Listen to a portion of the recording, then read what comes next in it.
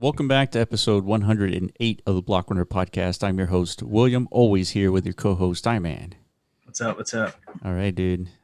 So we had a lot of things happen this week. We had a couple of videos, and I think right now, Andre Cronje just dropped a tweet that is talking about cross-chain exchanges, decentralized exchanges.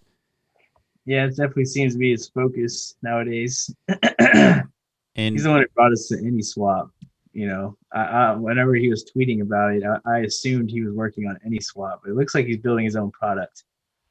You know, that's what that is. yeah, so that's what this looks like. So classic Andre design here. But the point of cross-chain exchanges is you'll be able to swap ETH for any token that's outside of the ETH ecosystem, like in Avalanche or Bitcoin eventually or potentially. So yeah, I think I think this is probably going to be one of the sectors in the crypto space that's going to be taking off. And we have, let me look up AnySwap on CoinGecko. Yeah, so this has a 69 million market cap, and it's been dumping last couple of days, just like everything else. So there's AnySwap, and then Zero Exchange, and I think we found a couple other ones. And let's see, AnySwap. God, man, I'm trying to remember. Oh, yeah, Zero Swap. That's the one I wanted to find. Zero Swap. Here it is, Z. So we have a couple exchanges. They all have similar kind of approaches to the market, and they're all focusing on cross-chain compatibility. A lot of these you can get on Uniswap. So, and the value of Zero Swap, 24 million. So I think this is going to be the next sector. I mean, even what's his face, Andre is still talking about it. He's going to be focused on this area as well. So if Andre's talking about it, we need to be looking at it. That's for sure. Yeah, I mean, it's needed. Obviously, Uniswap doesn't work anymore. I mean, it does, but nobody wants to use it anymore. Yeah. So there's like a gold rush to figuring out who can make the best alternative solution. You know, Yeah. we got Maddox Quick Swap working out pretty well. And we should be interacting with here the next couple of days as soon as we prepare for Avaganchi. That's kind of like the big first, big migration to layer 2. At least, like, I mean, there's been other layer 2 applications out there, but this is, to me, this is the first like real big one. Yeah. Avaganchi launch. So they're leveraging, layer 2, Matic layer 2 to be specific, and then the Quick Swap exchange. So we could, bridge all our assets to layer 2 to even play this awesome game. So look at this: a collectible, an avatar, a true friend. Yeah, dude. So it looks like, so this is going to drop in the next couple of days. Do you remember which date this is going to? I think March 2nd. March 2nd. Okay. So it says summon an Aavegotchi with a portal or acquire one in the bazaar. Claim a name for your Aavegotchi, boost its rarity score by equipping wearables and earning XP, and grow your Gotchi's kinship score by interacting with it often. Dude, that one's a little weird. What does that even mean? Yeah, kinship? I guess. Yeah, what does that mean? And then the last one is accumulate badges and trophies that will stay with your Gotchi forever. Forever. So I guess it's not just like an RNG thing. I mean, there is an RNG element to it. Whenever these portals go up for sale, there should be 10,000 of them. So this is going to be like just like everything. I'm anticipating pretty big demand for this. Yeah. Yeah, maybe not Top Shot level where you got hundreds of thousands of people lined up to claim one. Yeah. But they should sell out pretty quickly. So by you owning a portal, you can spawn one. Oh shit, one of these little ghost fuckers. You know what I mean? Yeah. But there's rarity to them. You could get lucky and get like a super rare version of a Gotchi, But I guess there's also like a gameplay element to where if you just neglect it, it doesn't have as many. What do they call it? There's a word they used. Shit. So damn it. It's like it said the more you interact with it, something goes up. Yeah, you don't have to like click around so much, dude. Like this, you're gonna get lost. I'm trying to go back to the home page, but like it's not.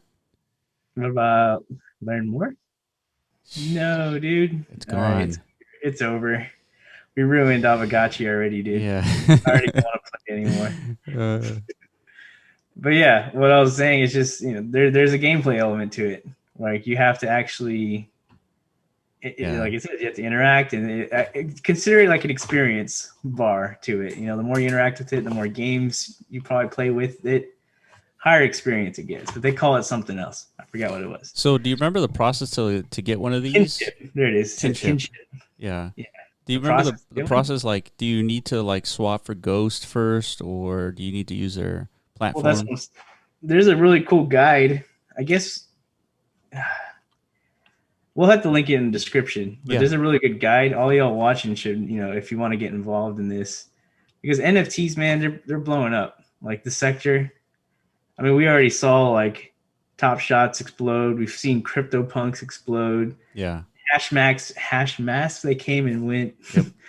Like the NFT space, you never know what's going to take off. But like if you're looking for an actual NFT play that's like kind of like makes some kind of sense, at least to me, this is definitely one of them. Because it's playing off of the same fundamentals of a CryptoPunk, right? There's 10,000 CryptoPunks. There's going to be only 10,000 of these Genesis portals ever to exist, right? So Yeah. So the process is you get a portal, and I think one of the functionalities of Aavegotchi is you can stake tokens within the Aavegotchi itself.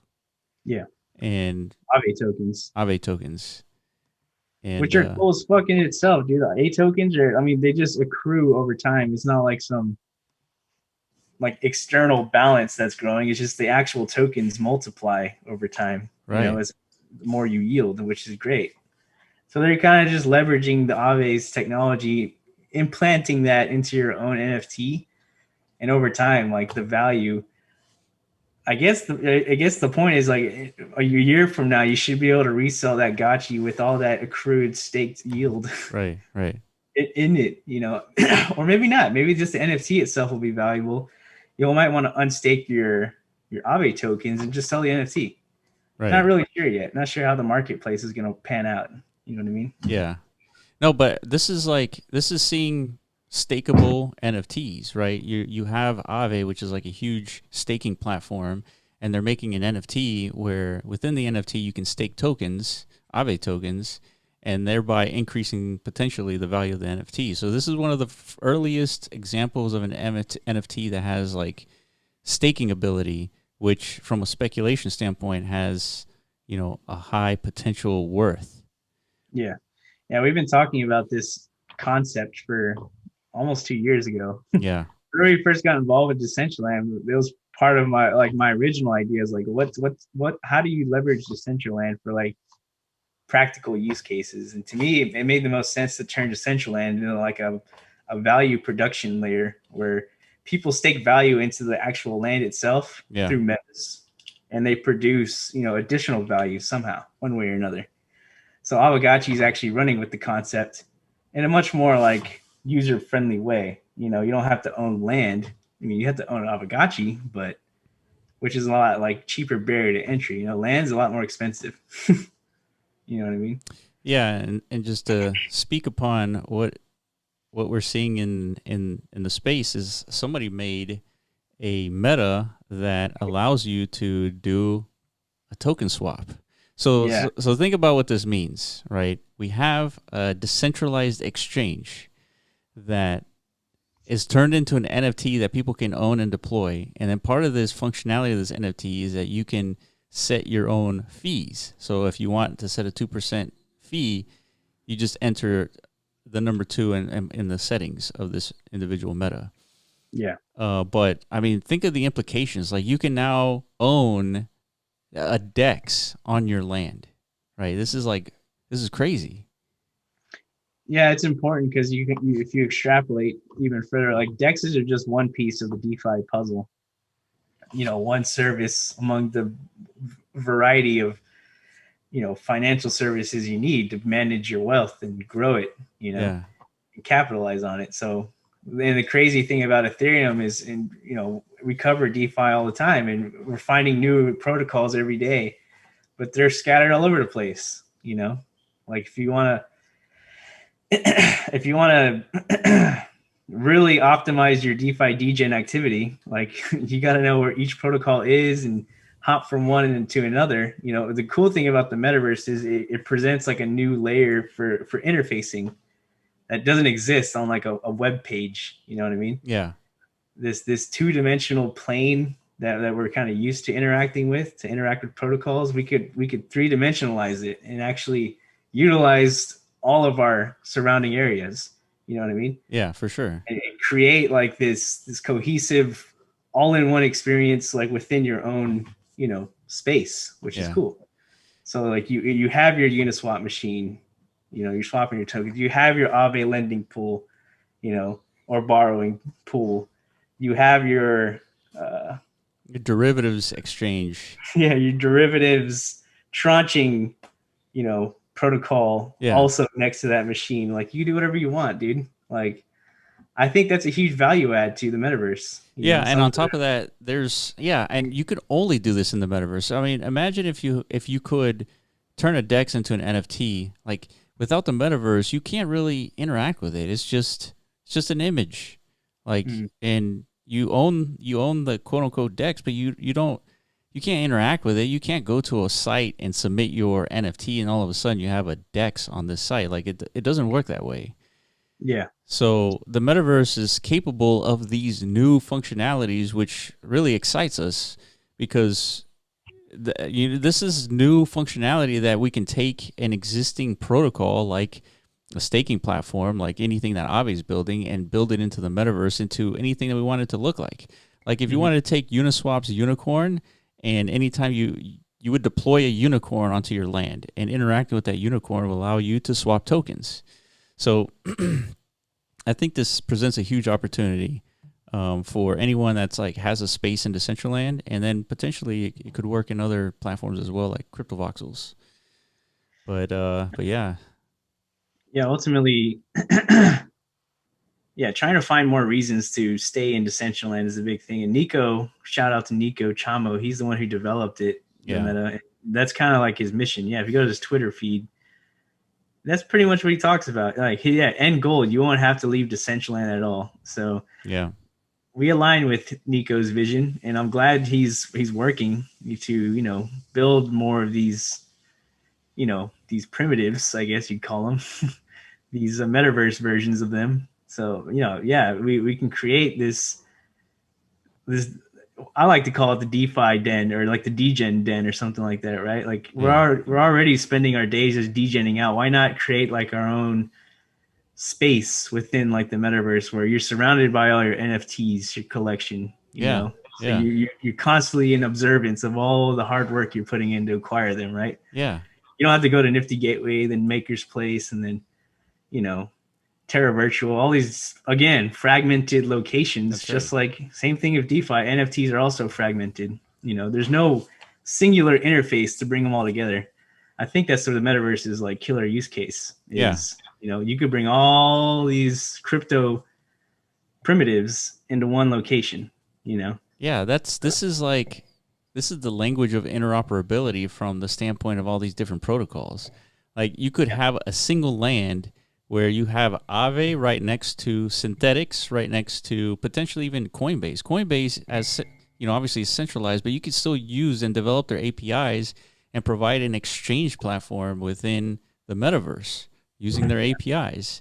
And it could yeah. be an NFT that you own and deploy in your land. So, I mean, that's what's exciting about it. I think Nico's really opened up the floodgates on this like idea and functionality, and I'm expecting to see a lot more like of these things being built right now. Yeah, it's definitely opened our eyes. Like before this realization hit us, our focus was more thinking like gaming was going to be the killer application for the metaverse. Yeah, Just because, for one, gaming industry in itself is massive, and we would think like gamers would be like the most likely to adopt the metaverse. Because it's easy to understand to a gamer. Like they already are immersed into the virtual world constantly, so not much of a leap for them, right? yeah, But then you start to think like if we can integrate all these DeFi primitives, or they call them Legos, it makes sense. Like they kind of like build on top of each other. So they're like these DeFi Legos into the metaverse.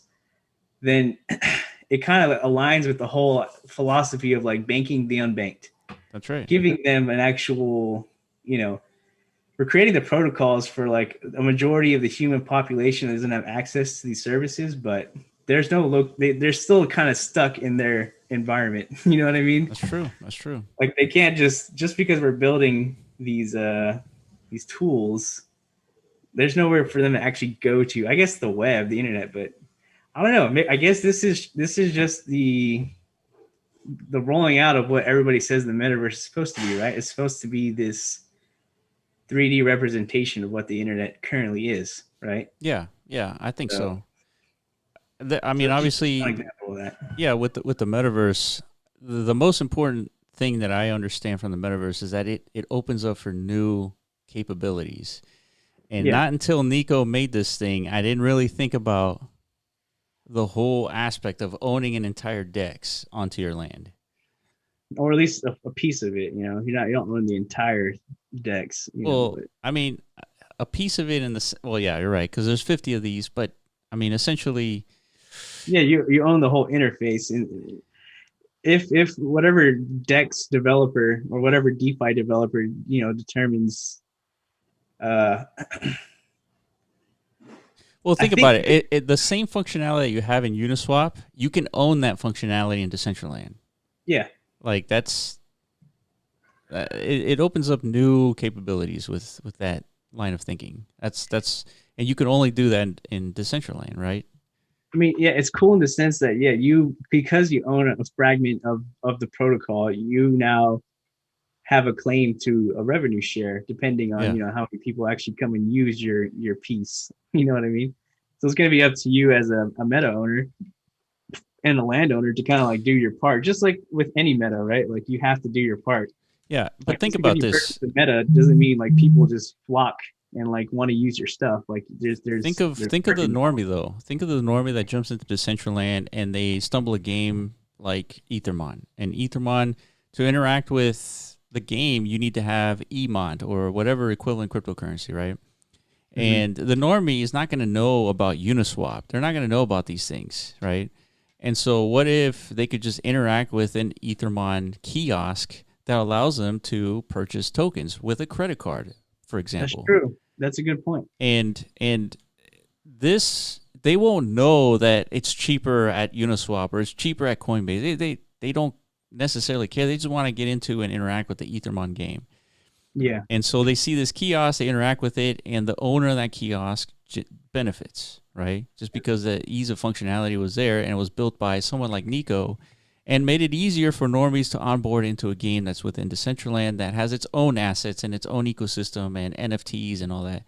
So these things are important, and we can't underplay like the value of what Nico created because it it brings in the potential of normies who jump into Decentraland and want to interact with stuff, and this is their onboarding mechanism right here. Owner, the ability to own this is what should be like a huge speculative concept for people who like to collect NFTs. Yeah. No, for sure. And like for us, it's definitely like it's navigating like our new like a strategy, I guess, for us to kind of like because gaming is difficult. Yeah, It's very difficult to develop, but you know what? I'm sure what Nico built wasn't exactly easy either. Like you need No, to it's be not. a knowledgeable developer from a cryptocurrency standpoint and then just a basic development standpoint. No, 100%. Like for sure gaming is still going to be killer application in the metaverse at some point, but it's such a task to put together like a game universe, like But a fragmented game universe, you know what I you have mean? a point because Nico is standing on the shoulders of giants, right? He's building a meta that was has a foundation of a 0x project, right? Mm. A 0x protocol. Yeah, he's leveraging already existing. I mean, that's the point of DeFi. Legos, dude. You're building Legos here, dude. Yeah, exactly. Doing DeFi. So, I mean, this Lego piece is huge because of like what I said earlier. It could onboard the normies in a very easy to understand way. Yeah, I mean, I used it. I mean, it was perfectly fine, dude. It was the interface was clean. It was fast. It was a better experience than what I've seen from like top tier projects in the DeFi space. You know what I mean? Like I was blown away by this. I think it's great. I think, yeah, there's definitely potential to leverage this even further to kind of like bring even more collectability to it. Yeah. We know the market, the NFT market is in love with collectibles. Like we see that, we understand it, you know. So there's an opportunity here for the whole DeFi market to kind of like dip their toes into the NFT realm now with, collectibles of their own, like you were describing. Like you Mm-hmm. don't just have to make the machine like look like a machine. It could be a ghost if it's an Aave, That's lending right, pool. dude. Hell yeah, dude. Have a badass little Aave ghost on your land, but it doubles as the actual interface to the Aave protocol. You know what I mean? Yeah. You're always, you're just existing in the metaverse. That's the point. It's awesome, man. Like I can't wait till that's a reality. And we're working on it for Yeah. sure. No, absolutely. And so this is just an example of an NFT that's going for, hundreds of thousands of dollars now. The Yeah. last sold was 200,000, and right, and it's from this guy named Beeple. He does it every day. He's been doing it for like 10,000 days in a row. He posts one of these images every single day for the last however many days he's been doing it. It's been years. And so obviously he had a nifty gateway drop. It sold for like $1,000 each, and now they're being sold for $200,000+, right? Something ridiculous. And ultimately, it's just a GIF, a really cool one, right? He made this, and it's very impressive. The fact that you can just make something like this, he's got skills. Yeah. And so our goal eventually would be to contact a bunch of projects and have them do very similar drops, just like Beeple did, but on the MetaZone platform. But that's more of like a goal that we need to kind of leverage once we get our platform finished up. Yeah, that's definitely phase one. We've been talking about it for a while. It's just a lot of hangups, dude. It's not as easy as we thought it would be. Yeah, for Well, sure. we never thought it was going to be easy, but I guess it's more difficult than we thought it would be. So there's been some restraints. We're trying to overcome that and get to the point where, okay, once the platform is finished and in the ideal form we need it to be, then these things start to make sense to the overall market. The idea of bringing collectibles to the metaverse, because right Yeah, now, man, it's tough to see like the NFT industry explode and Decentraland gets zero of that traction. You know right, what I mean? right. Considering we've invested so much into this platform, this ecosystem, past 2 years, pretty much, right? Yeah, Just about, yeah. I think not just I don't know. about. I'm losing track of time, but let's say the past 2 years, and yeah, you would expect, Decentraland to have its Top Shot moment where it's just all of a sudden penetrates mainstream awareness or something like that. So obviously it's not. So there's something lacking, right? Yeah. What is it? Well, And in my mind, there's nothing really marketable that's yet right. in Decentraland. That's right. Like right now, it's still this like all on you platform, meaning like it's all up to you. Decentraland has built these nice features like the builder and whatnot to kind of like make something out of it. But in the end, like there's nothing really marketable to a mainstream audience. You know what I mean? Yeah, I mean, let's try to draw some parallels. So we have NBA Top Shots. In the last couple of weeks, they've done $50 million worth of like third-party sales, like secondhand exchange, right? $50 million, right? And people, they know the NBA. They know that it's a huge collectible, like kind of a concept. And doing $50 million in NFTs, that's sort of a breakthrough for the industry. So, but NBA Top Shots used Dapper, or in this case Flow, to build off and potentially and have the chance to yield $50 million in volume, right? Mm-hmm. So then we have Decentraland, which is a similar platform in the same perspective as Flow is, right? It's a platform that developers build on, and so but this goes to a layer deeper, right? You need to have things like MetaZone in order to get things like NBA Top Shot, Mm-hmm. because Decentraland won't. They don't have the, I guess, the infrastructure in place to be able to go out and reach out to projects like NBA Top Shot or Beeple or anything like that, because there's so much infrastructure left to be built. And so I think MetaZone provides that medium to where we should be going out to Beeple and to Logan Paul's and doing 3D objects for them as a NFT drop that are deployable in Decentraland. Hmm. So it does present an opportunity, like for the speculators and even for MetaZone, just to get this thing, you know, to that point where we can actually go and talk to Beeple and say, hey, you know that Pikachu that's an image right now that you built in 3D?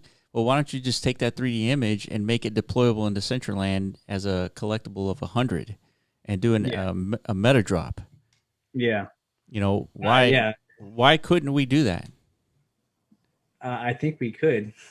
Yeah. I think we should, and I think that's what people want to see, and I think that's what people don't understand is what's lacking. Like, why Decentraland isn't this, like, you know, I mean, it is a top tier project. That's what's so surprising to me. It's top. I mean, for the longest time, it's been number one as far as like market cap wise, NFT ecosystem. I think now it's sitting around 3 or 4, so it's slowly losing its, you know, peg in the pecking order, you know. Yeah. But imagine you you know, spawn into Decentraland and you're walking around randomly and you stumble into this 3D model of this Pikachu infection, right? You'd know for sure that this guy paid, you know, $50,000 for this deployed, right, Pikachu.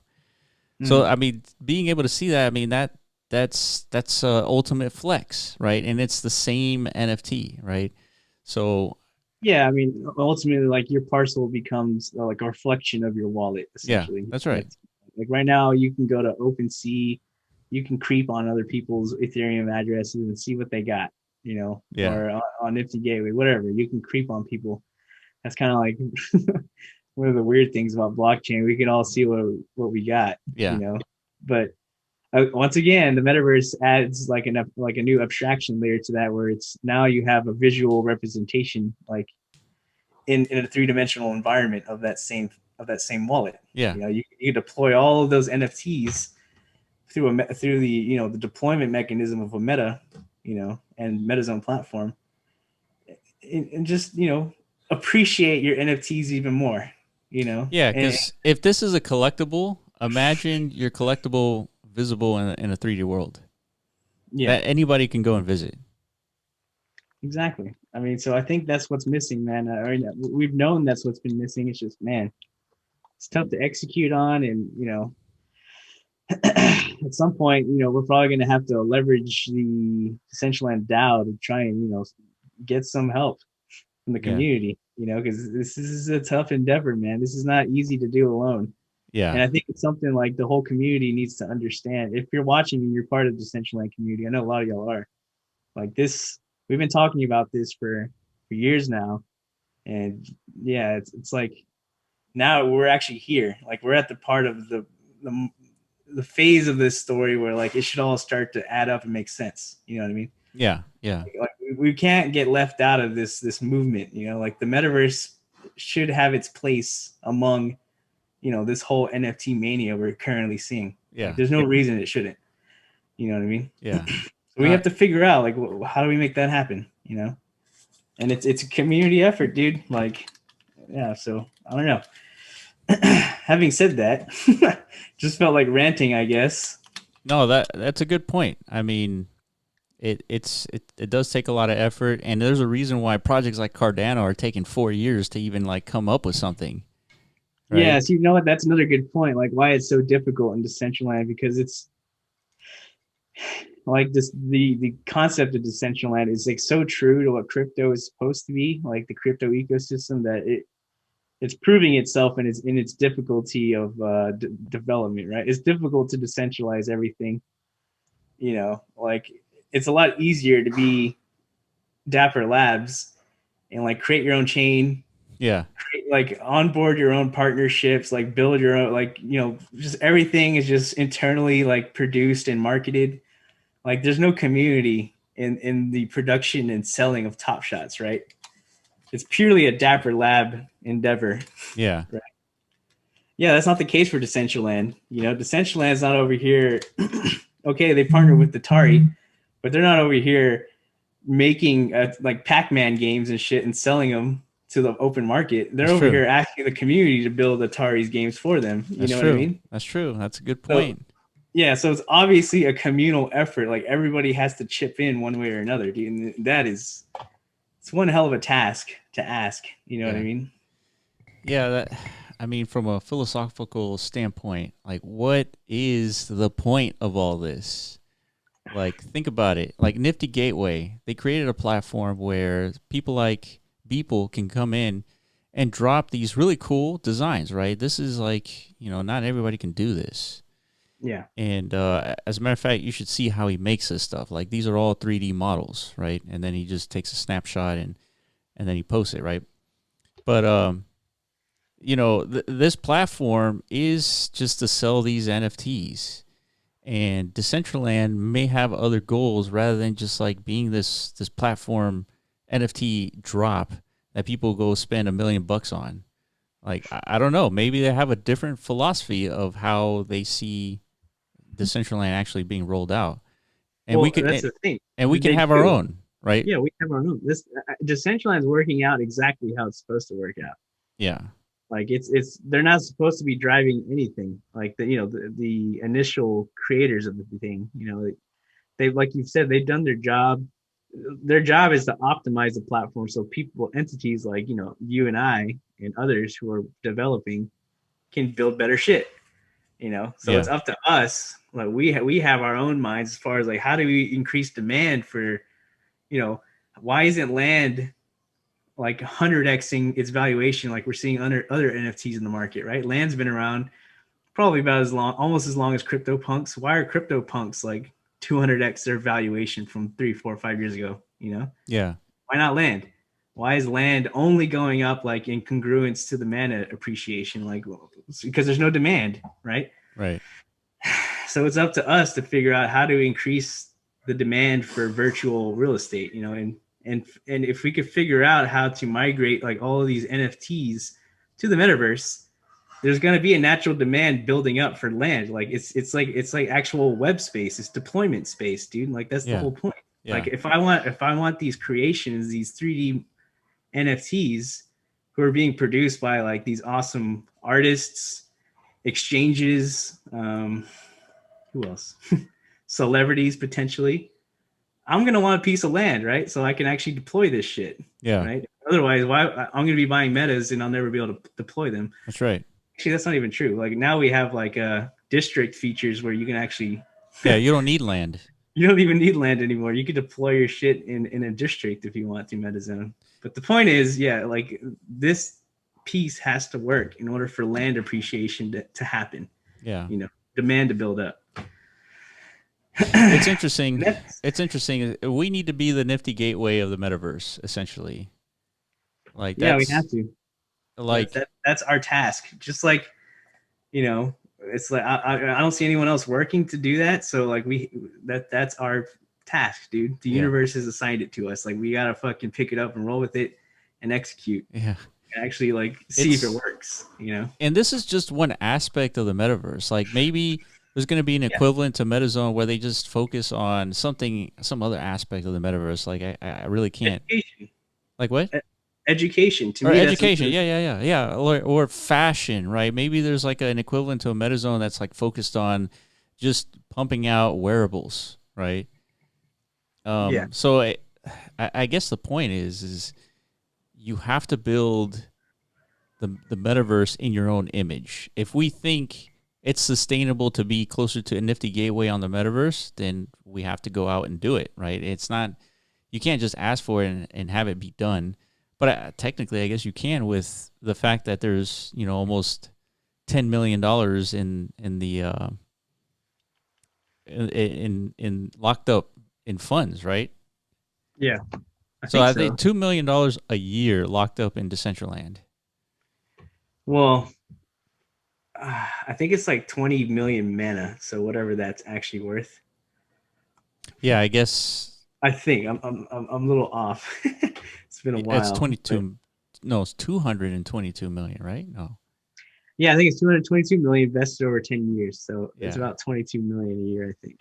Yeah. That's it. So that's roughly what? That's a lot of money, It's like dude. $4 to $5 million currently just chilling in the Dow Treasury, and then next year we should have whatever comes in.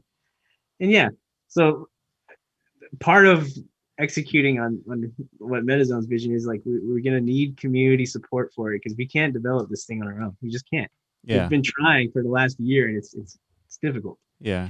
There's no project in any there's no crypto project in existence that's like been able to accomplish it without funding. Yeah. You know what I mean? It's just the harsh reality, man. Like if the community wants this to happen, we're gonna have to fund it, Yeah. and you know we're gonna have to make these proposals and shit, and we'll see what happens, man. This is truly an experiment. Whether or Yeah. not the community even wants this, the community might just be perfectly content, just like Yeah. Waiting for mana just to go up. yeah, that could be it. But I mean that has other problems. Like a lot of people are not voting in Decentraland, so I don't think waiting or doing a proposal is going to do anything, in my opinion. So there are other ways to solve this problem. I think it's more difficult to solve them than just doing a proposal for the community. So then, what happens to all the DAO treasury then? It just sits there.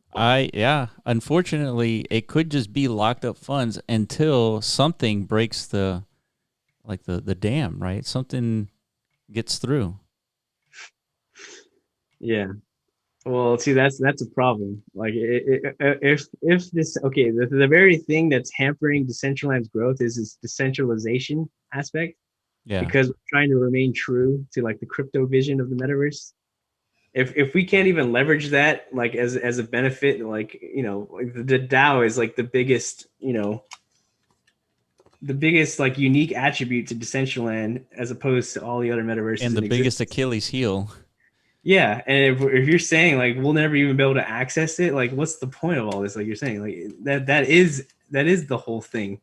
If we can't organize this DAO and get it actually like producing value, then this is a lost cause, right? I agree.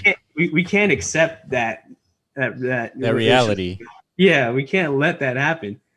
You know what I mean? Yeah, I 100% agree. Yeah. I think the situation is figuring out how to solve that problem. How do you get people to vote and vote in a way that's conducive to the construction of Decentraland? Yeah. And in a time where it's not optimal, because most people aren't paying attention. Like, the core community members we had 6 months ago are no longer core community members. You know what I mean? Yeah. Because there's so much market opportunity outside of the metaverse. Like everyone's fixated over there. Yeah.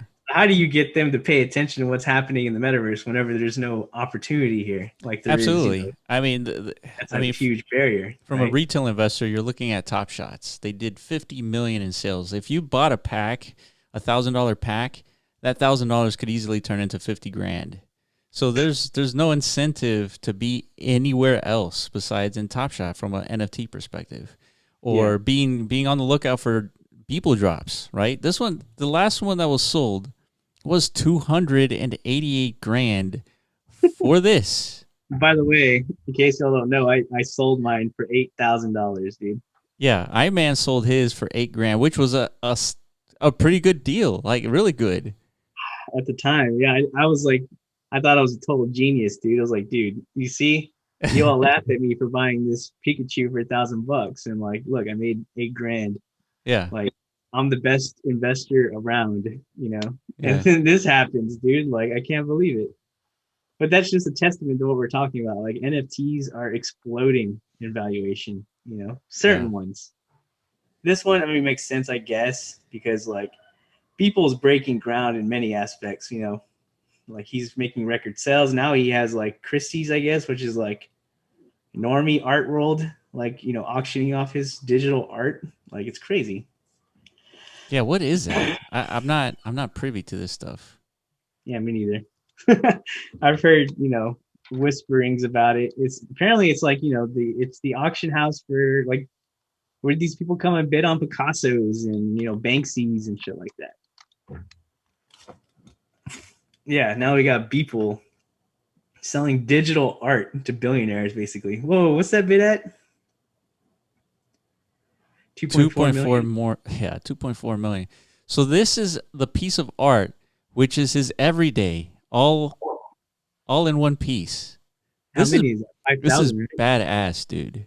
5,000 days. If you're See, what's listening to cool this about it. Yeah, audio what's cool. podcast, make sure you watch the YouTube channel to see Beeple's like Christie drop. Yeah, what's cool about it because it's digital is like you could do this and then you could zoom in right on each picture. Yeah, let me click on it.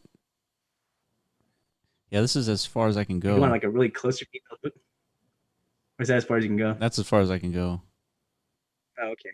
Well, I'm sure you could like, you Maybe know, I'm sure this is just like the internet. Well, actually, you know what? Here it is. it would have been cool if you made a collage out of it. Like, you know, Yeah, it this probably would have looks. taken a lot of time though.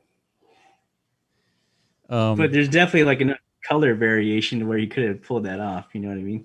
yeah. Maybe like just like a face. I don't know. But you know what? It's kind of cool like that. Like, you know, just go back and look at it again. Okay. Just by looking at it, like I could kind of like abstractly see like my own things. Like I see a rabbit in there. Can you see a rabbit? I mean, I see. I'm No. trying to make this out. Yeah, I can kind of see something. I see like something with two little Oh, bunny ears and like yeah. I see. I see you the see a bunny ears. Yeah, right here. Yeah, little rabbit, dude. yeah. See? That's cool. Like you can kind of come, you can look at. I guess that's the value of art. Like everyone That's the has their point own of art. Yeah, interpretation. you kind of have that interpretation. That's right. So, and I'm assuming these are examples that are part of this like collage.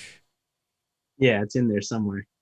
Dude, that's crazy. Yeah, these are all 3D models, by the way. It looks like obviously this is a 2D image, but he makes these in 3D and puts them in a landscape, and then at the end, he he puts a background on there, like a 2D background. Mm, It's pretty interesting how he makes this stuff. that's pretty cool. That looks like Mike Pence. Yeah. Oh yeah, it's whatever the fly landed on his head. That's good. See, that's what's cool about being an everyday content creator. You could be like reactive, you know, kind of like the South Park guys. Like they put out a South Park episode, literally write and animate it like every week. Yeah. You know, so they get the benefit of being uh like relevant to the current times, you know, like a Simpsons episode takes like 6 months or something to produce, right? So they can't like predict what's going to happen 6 months in the future. Yeah. That's what's cool about Beeple. Like something could happen today and he's just like, all right, let's make our art piece. Like it's pretty cool. Yeah. So this represents his first 5,000 days. This is great, man. This is just great. This is definitely historic, man. Like for NFTs and for like digital art, you know. Yeah. So if you're an artist, man, like you're probably like really happy right now, even though, you know, yeah. Yeah. I mean, I guess all of us should be happy. Yeah, all anyone in the NFT space it should be like, damn, this is cool. yeah. So right now this is going for 2.4 million. Would that be a record? 2.4 million For what? for like any. Well, not any art, right? I guess. So is this a physical piece or is this like a digital? I think it's purely digital, So dude. this is an NFT, yeah. Wallet address, smart contract address, non-fungible token, JPEG. Dude, wow. That's fucking bonkers, dude. Yeah, this is bonkers. This is definitely bonker tier. So Like, now the billionaires are buying NFTs. I mean, this is just. yeah, we're getting crazy now, aren't we? You know what? You could potentially see this for tens of millions of dollars. Like Oh yeah, for once the sure. billionaires understands like holy shit, this is like provable scarcity, and like imagine if I don't know what's the most famous piece of art that you can think of.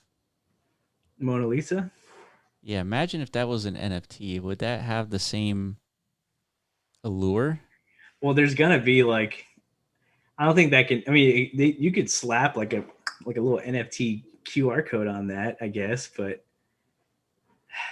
It's not. Yeah. I don't Oh yeah, necessarily. this. Oh yeah, this is the one I saw. Beeple's NFT artwork sells for 6.6 million ahead of the viral Christie's auction. Yeah, somebody bid like Jesus. That's a lot of money, man. And Six point this six was million. on Nifty Gateway. Yeah. So imagine this 3D piece fully rendered in Decentraland. See, that's that now. That's this is one of the problems. You know, does this piece of art have the same like appreciation if the artist like Beeple, now he's forced to these constraints of a Decentraland as like an application layer. Now this needs to be low poly, Yeah. right? Yeah. Does that Well, I mean, hold on. matter? So let's dissect this. So let's say that this $6 million piece had to be low poly. Mhm. We have evidence to suggest poly count has no bearing on a value, right? We have CryptoPunks. Okay, that's true. So I've also seen art drops on Nifty Gateway where it's literally like a cube or some shit like that. yeah, You sell for like a crap ton of money, basically sell out. So yeah, it's not necessarily the art; it's the esteem of the artist. It's, yes, there you go. you know, it's the art and it's the interpretation of the art. Like the square thing. I think like everyone recognized like this is ridiculous, but I think that notion alone was an incentive to buy and like partake in it. You know, Yeah, like man, this is so like obviously like stupid. yeah, You know, like it was like 8 squares, identical squares. The only thing separating them was like the name assigned to each square. And like, you know, they called it like they're rare. So therefore there's only one of them, you know, huh. and like that was enough. Yeah, yeah, So, I mean, I don't know, man. It's art. Like you can't really debate art, you know? yeah. And so now to the speculative component that you can deploy this in an open world, a decentralized open world. I obviously this is more of like a biased point of view, but I would think it would add to the speculative value if you could buy this for $6 million and just like deploy it in a metaverse. Yeah. So Yeah. I think so. It's a much more intimate like ownership experience. Like you can actually potentially interact. Like now people can start making interactive art, yeah, you know, not just stuff to look at. Like you could have this Donald Trump like laying on your parcel floor with the Twitter bird, you know, flying on and off of it, you know. yeah, And you could go up to it and poke him, and maybe he'll like fart or yeah, something yeah, like yeah, yeah, that. You know what I mean? yeah, Like people can get even more creative now in a 3D realm, you know, because now you could code things into his artwork, dude, you know. dude, man, Yeah, it's like a whole this new is layer. a worthy cause to work on. I mean, adding, Like, if we go to Beeple and we say, hey, dude, can you do like a meta drop and do like something with Trump on it, and then we'll help you code it so that it does stuff when people interact with it. I feel like that's going to be pretty big. hey man, you guys let us know in the comments, you Yeah, know. yeah, exactly. But do you want the access to own code? Like, does that even sound cool to you? I mean, owning art, like I don't know, like does it compare to like the ownership experience of owning art, like owning functional code? Yeah, Does it compare? What do you think? Yes or no? that's such a good question. Just like an artist can have an allure, I think a developer can have a similar allure.